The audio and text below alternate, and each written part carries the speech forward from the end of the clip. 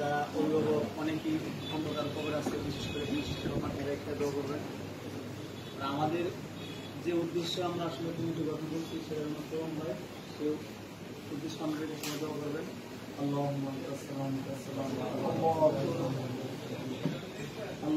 اغفر لنا ولوالدينا ولأستاذنا ولشيخنا ولمشايخنا ولأهلنا ولأزواجنا ولذريتنا ولمن حقنا علينا ولجميع المؤمنين والمؤمنات والمسلمين والمسلمات الأحياء منهم والأموات اللهم اغفر لحينا، اللهم اغفر لنا ولوالدينا، اللهم اغفر لحينا وميتنا وشاهدنا وغائبنا وصغيرنا وكبيرنا وذكرنا وأنسانا، اللهم من أحييته منا فأحينا على الإسلام ومن توفيته منا فتوفه على الإيمان.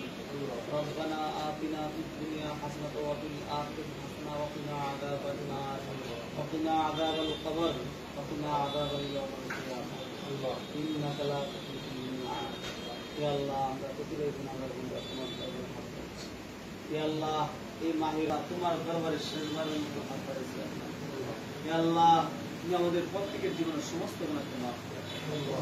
ইয়া আল্লাহ বিশেষ করে আমরা যে রোজা রাখছি আল্লাহ রোজাকে তুমি কবুল করে নাও।